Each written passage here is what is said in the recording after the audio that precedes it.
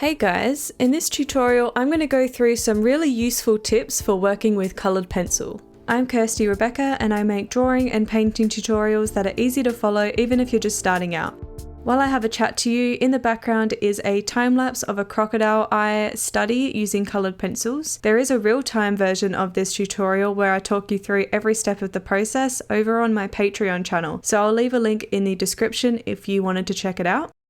The first tip is to make sure that your initial sketch is light. I usually do my initial sketches for coloured pencil using graphite, so I just use a putty eraser or a kneaded eraser to lightly lift up that outline, because the graphite outline may show through in the end result, especially if you're working on a lighter coloured piece, so you want to make sure that you lighten up your outline to start with. I like to use the kneaded erasers because it doesn't erase the drawing completely, because obviously you still need to see that drawing. It also doesn't damage the paper and there are no erasings left behind, whereas if you use a standard eraser, rubbing on your paper can actually destroy some of the tooth of the paper and can also smudge the graphite depending on the paper that you're working on. So a kneaded eraser is a really good option to lighten up your initial outline.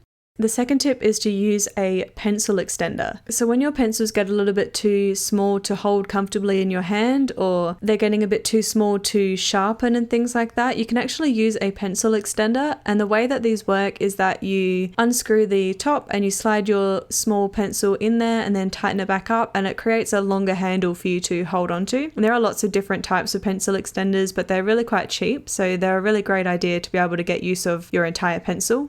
The third tip is to use solvent. If your drawings are looking gritty or grainy, almost like a crayon drawing, or your colours are not as vibrant as you'd like them to be, you can actually use solvent to blend your coloured pencils, and that will solve the graininess problem and will also make your colours so much more vibrant. So this technique you can use on a lot of different papers. I would only recommend using this on papers that allow liquid mediums, so like watercolour paper or the Clairefontaine Pastelmat, you can use the solvent on. And depending on the country that you live in, the solvent could be called all sorts of different things, and a lot of companies name them different things. So odorless mineral spirits, odorless solvent, Gamsol, and there's also a natural one called Zest-it that you can use, but these are all types of solvent that will blend your coloured pencil. So I just use a generic sort of oil or acrylic brush for this, and it's a really cheap brush. Don't use any expensive brushes, just use the generic ones that you are happy to get ruined, because when you work with solvent, especially on sanded papers or papers like Pastelmat, it can destroy your brush a little bit. But I just keep the same brush aside that I use for solvent every time, so it does look a bit frayed and that kind of thing, but it still works just fine. I also keep my solvent in a small jar, because when you are blending your coloured pencil out, sometimes that pigment gets stuck to your brush and then you go back into your solvent and it contaminates that jar. So what you can do is pour a little bit of solvent into one jar, and then overnight that pigment will settle to the bottom of the jar, and you can actually tip out the clean solvent from the top of that jar and use it in a different jar, and that way you can reuse the solvent over and over again and you haven't contaminated an entire bottle of solvent with pigment that comes off of your paintbrush. And also I find these little jars easier to screw the lids back on and take them off easily. I only have the lid off when I'm actually using it, and I shut the lid for the entire duration of my drawing unless I'm physically using that solvent, because obviously you don't want to breathe in excess chemicals if you don't have to. So when you're ready to add your solvent, you want to make sure that you dab off the excess onto a cloth or paper towel that you have on the side, so that you're not adding too much to your piece. The brush only just needs to be damp, you don't need too much, and it depends on the paper that you're using to how much solvent you need to use, but you really don't need much at all. So just do a couple of practice tests and see how much works for the paper that you're using. And another thing that you need to know is that you have to have enough pigment down on your paper before you go in with the solvent. So a lot of the problems that I see people have is that they try and go in with only 1 or 2 layers of coloured pencil, and the way that solvent works is that it dissolves the pigment together and sort of blends the pigment into each other. So if you only have a really thin layer of coloured pencil down, and then it's not going to have anything for the solvent to actually blend together. So you want to make sure that you have a couple of layers of coloured pencil on your paper before you use the solvent. And it doesn't matter too much if you go in and you realize you don't have enough pigment down. You can always just let that solvent dry and then come back over the top with another layer of coloured pencil and make sure that you've got enough pigment this time, and then add more solvent. It It also lets you add more layers because the way that paper works is that it has little hills and valleys. So basically when you are using your colored pencil, it catches on the hills and deposits in the valleys. So eventually your valleys will fill up and they'll become level with the hills, and you won't be able to add any more colored pencil on top of that because it's a slick surface and there's nothing for the pencil to grip onto anymore. So by using the solvent, you're dissolving that pigment into those little valleys, and it allows more of that tooth of the paper to be there to be able to add more layers.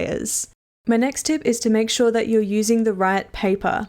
And this actually depends on your preferences and what techniques you're using and what products you like to use and what your subject matter is. I prefer the Clairefontaine Pastelmat for a lot of my colored pencil drawings instead of a really smooth paper. I find that you can get more vibrant colors, especially when you use solvent, which you can't actually use on a lot of different papers. Like you can't use solvent on any papers that don't allow liquid mediums. And with the Pastelmat, you can choose a lot of different colors as well. It works quite well on toned papers like this crocodile, or you can just use white as well. And you can add more layers, which is really great for fur detail and just general depth in your artwork. Sometimes I actually use watercolor paper if I want a smoother result, but just keep in mind that it's not as vibrant as using Pastelmat. Other people like to use smoother papers like the Strathmore Bristol, but keep in mind that you can't add as many layers. But if you want a smooth result, you could try this paper with the burnishing technique, where you just push a little bit harder in your end few layers to make that smoother result. It just takes a lot longer that way.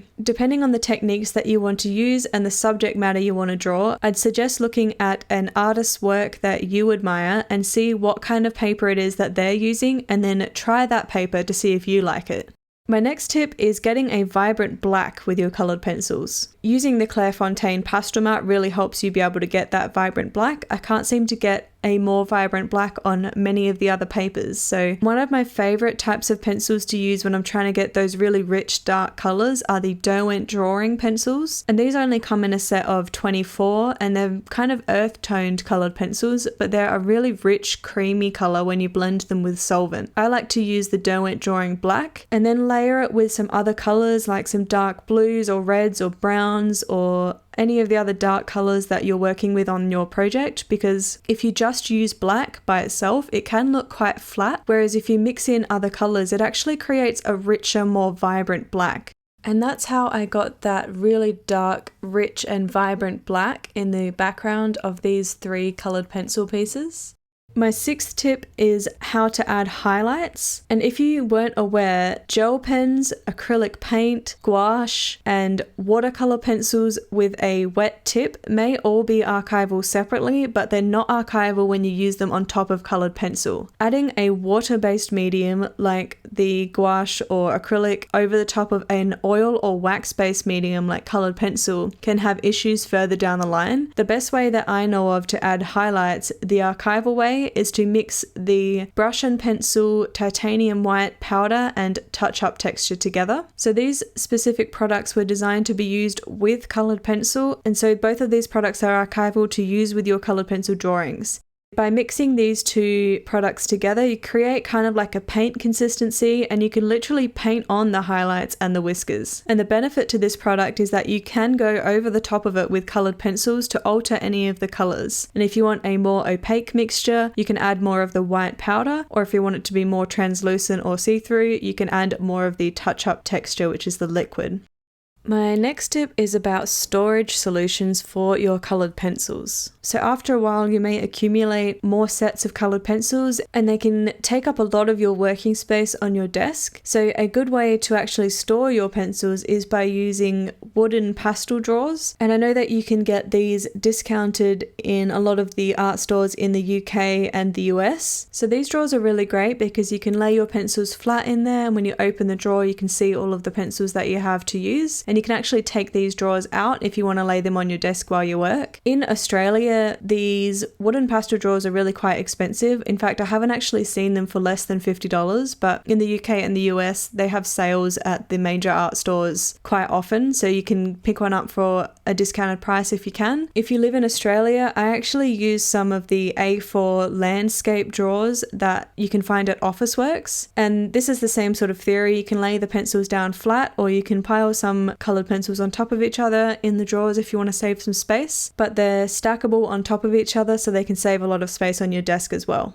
My next tip is about the layering process. So you don't want to push too hard in the first few layers. You want to make sure that you're gradually building up light layers instead. Because like I was talking about earlier, you don't want to fill up the tooth of your paper too quickly because you won't be able to add any more layers on top to create that depth. So the entire time that you're working with colored pencils, you want to try and work in light layers until you get to the final layer if you want to burnish any areas or smooth out any areas. And a good tip is to hold the pencil further back on your pencil, because when you hold it towards the tip of the pencil, you end up creating a lot harsher lines and it's really hard to do a nice smooth light layer that way. Whereas if you hold the pencil further back, it's much easier to control how light or hard you're pressing on your pencil that way. So one of the ways that you get a more realistic piece of art is by layering multiple colors on top of each other. So if you push too hard or burnish in your first layer, you're almost coloring it in like a paint by number because you can't add many colors on top of that. So one of the best ways to make something look more realistic is by adding multiple layers of different colors to create that depth in your piece. So when you push too hard in the beginning, you're not going to be able to add as many layers to create that depth. A lot of people seem to think that if you add the right color in the right spot from the beginning, then that's all that you need to do. But in reality, you really need to layer your colors on top of each other. So you don't want to push really hard and just lay one color in each area because it's not like a paint by number. You want to be able to layer colors on top of each other. So make sure that you're pressing really lightly in every layer that you do so you can add more colors. There's a playlist on the screen of some other colored pencil tutorials that I thought you might find useful. So click on that and I'll see you over there.